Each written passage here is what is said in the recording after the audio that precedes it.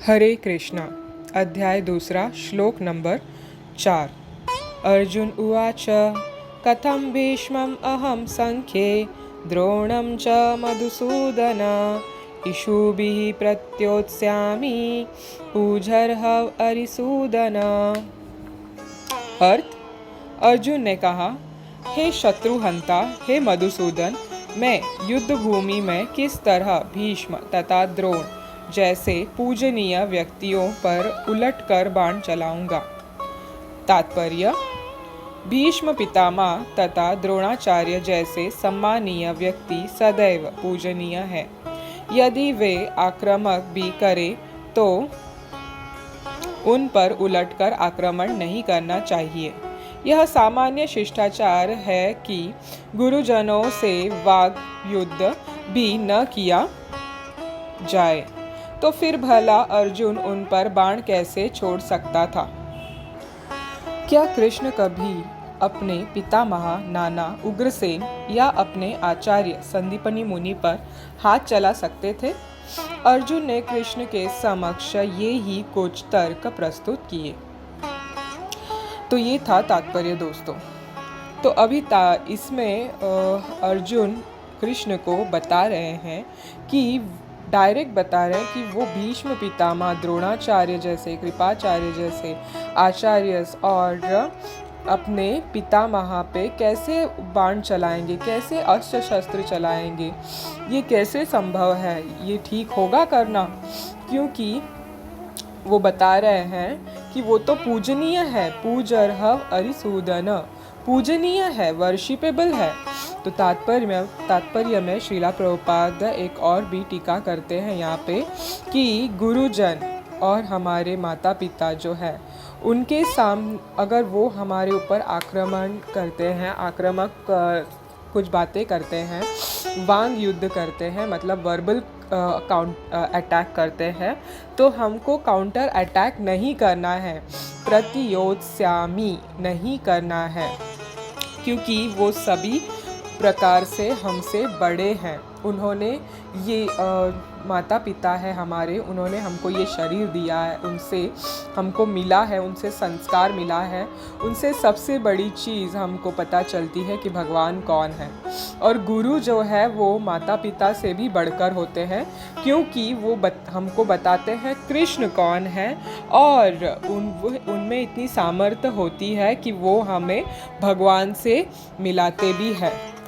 तो जो इंसान, जो जीवात्मा, जो शिष्य अपने गुरु पे और भगवान पे निष्ठा, पूर्णता से निष्ठा रखता है, उसको शास्त्र का ज्ञान निचोड़ जो सार है वो अपने आप ऑटोमेटिकली शास्त्र रिवील कर देता है। ऐसे भागवतम में और पुराणों में व्याख्यान की गई है दोस्तों।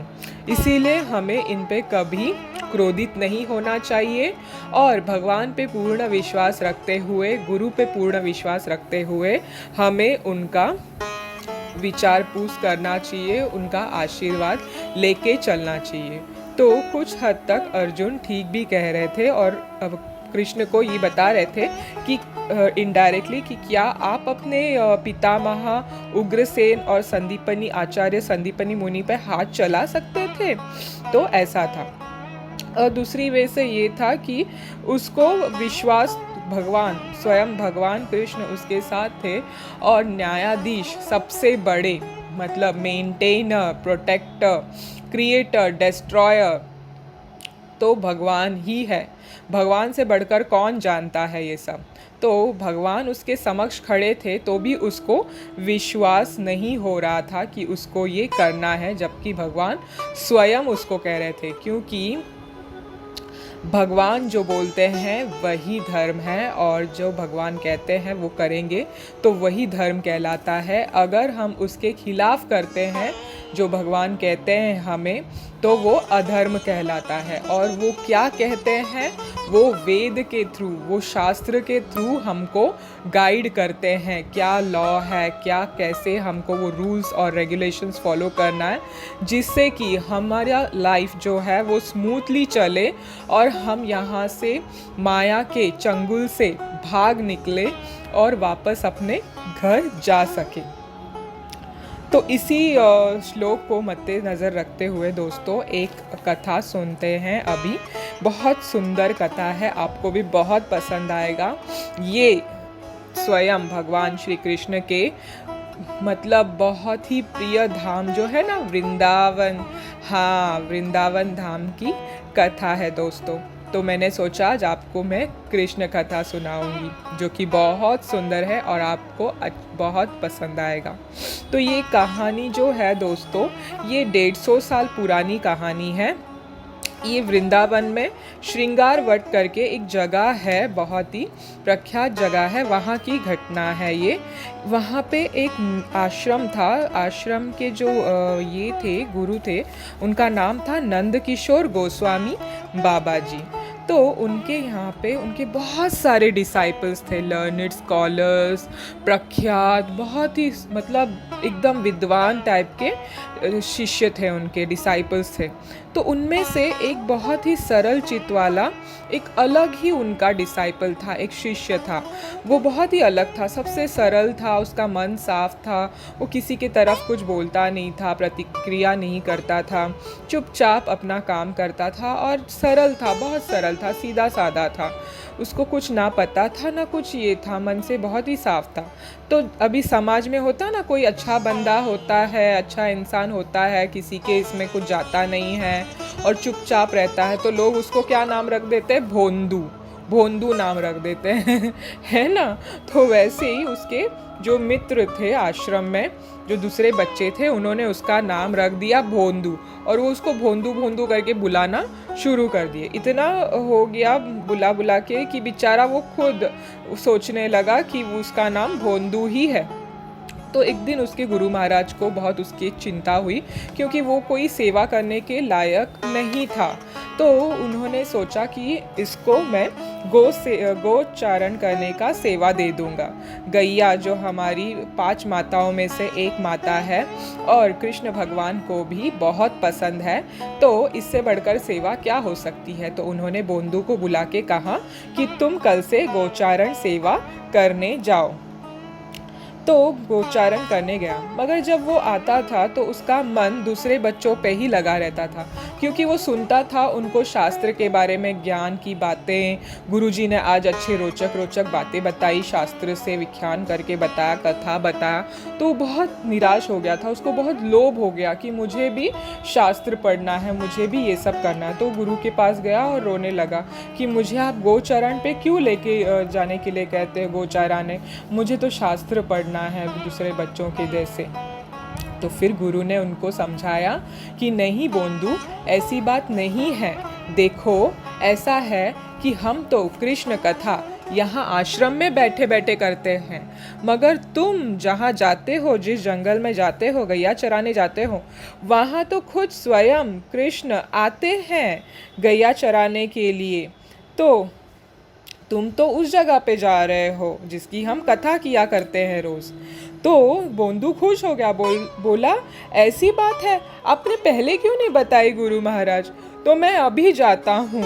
तो फिर बोंदू गया जंगल में और वहाँ पे जोर जोर से चिल्लाने लगा कृष्ण को, कृष्ण कृष्ण कहाँ हो, कृष्ण कहाँ हो, ऐसे जाकर चिल्लाने लगा। तो कृष्ण तो आए नहीं। तो फिर दूसरे दिन गया, दूसरे दिन एक तरफ गैया और एक तरफ बोंदू और जोर जोर से चिल्ला रहा है वापस, कृष्णा बलराम, कृष्णा बलराम, किधर हो आप, किधर हो। ऐसे ही दूसरा तीसरा दिन गया, फिर चौथा दिन गया। अब उनके भूख प्यास जैसे बंद ही हो गई, तो मतलब वो कुछ खाना पीना भी भूल गए। देखिए दोस्तों, जब किसी को आप पाने के लिए आप बहुत तीव्र उत्कंठा रखते हैं तो आपकी भूख प्यास भी बंद हो जाती है उसको देखने के चाह में। तो फिर मन मंदिर में तो जिसको बसाए हैं, जिस प्रेमी को बसाए हैं, तो उसको पाने की इच्छा जो होती है, फिर तो वो भूख प्यास क्या लगने वाली है। फिर तो वो रोज जाके जंगल में चिल्लाने लगा, कृष्ण कृष्ण कहाँ हो, बलराम कहाँ हो। तो फिर एक दिन ऐसा हो गया, थक के बोंदू रोने लगा जंगल में कि क्या मेरी तो कैसी दुर्गति है, कैसा दुर्भाग्य है। कृष्ण जिस जंगल में गैया चराने आते हैं मैं उस जंगल में जाता हूँ, मगर हम नहीं मिल पा रहे हैं, ये कैसी दुविधा है। करके ऐसे रोने लगा। जब वो ऐसे रोने लगा तो वहाँ पे एक बहुत सुंदर सा बालक आके उसको पूछने लगा कि वो इतना सुंदर था वो बालक दोस्तों कि उसके घुंघराले बाल थे, आंखें बड़ी बड़ी थी, काले काले आँखों में एकदम काली काली काजल लगाई हुई थी, कस्तूरी का तिलक लगाया हुआ था, सुंदर त्रिभुवन के एकदम उत्तम, जो कोई भी इतना सुंदर न हो ऐसा एक बच्चा उसके पास आया और उसको रोते हुए देख के बोला, अरे भोंदू क्यों रो रहे हो तुम? बोंदू बोलो ना, क्यों रो रहे हो? अच्छा, तुम कहीं उस कृष्ण को तो नहीं ढूंढ रहे हो?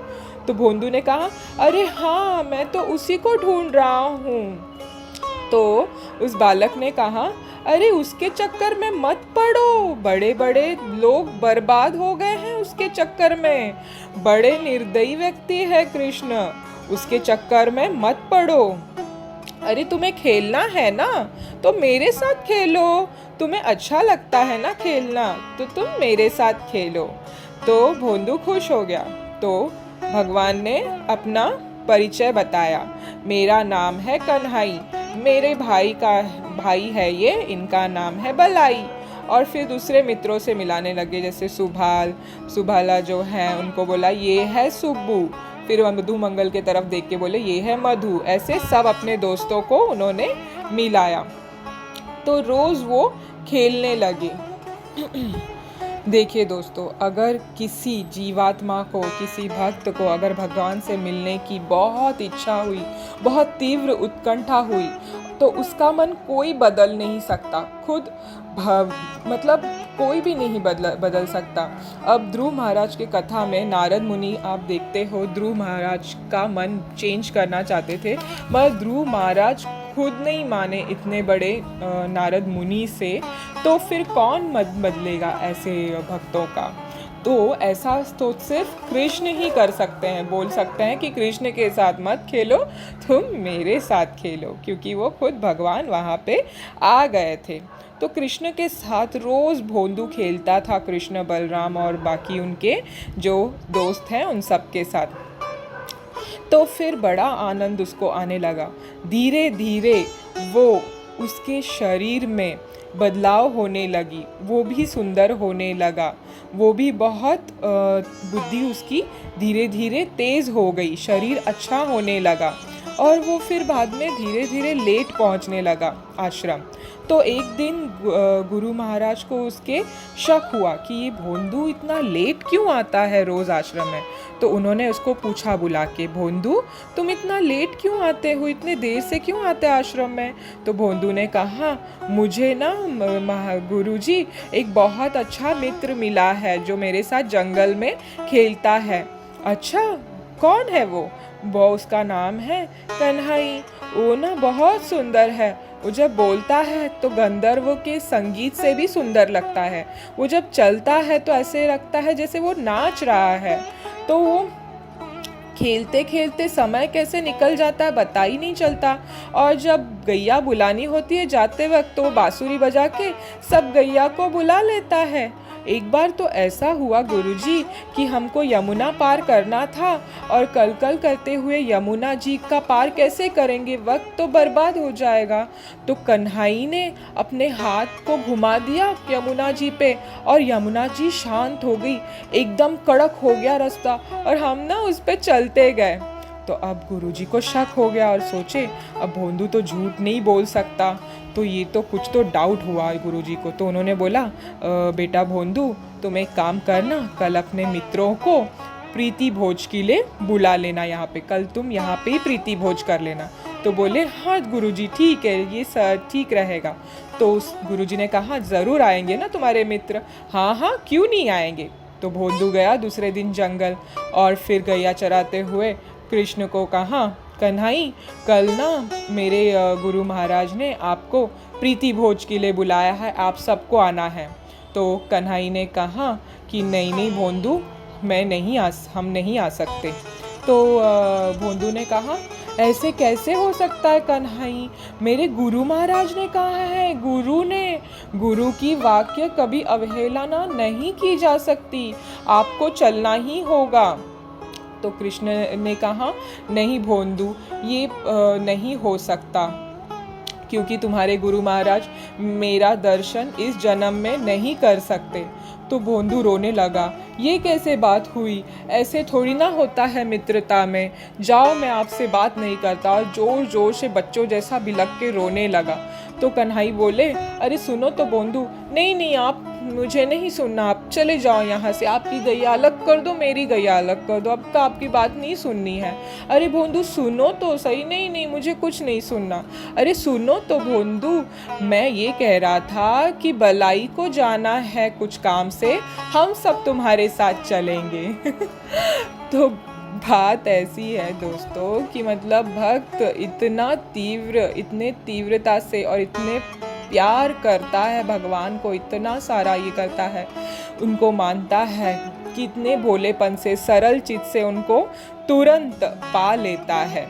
तो भगवान को पाने का ये बहुत ही सरल उपाय है दोस्तों, कि मन हमारा शुद्ध होना चाहिए, सरल होना चाहिए, दूसरों के प्रति दोष दृष्टि नहीं रखनी चाहिए, और गुरु और भगवान पे इतनी निष्ठा होनी चाहिए कि स्वयं भगवान उस प्रेम से खींचे खींचे तुरंत चले आए हमको मिलने के लिए, ना कि हमको उनकी दर्शन करने की इच्छा हो, बल्कि हमारे सेवा से, हमारे प्रेम से वो इतना खुश हो जाए कि वो खुद ही खींचे खींचे चले आए। तो यही कहानी है।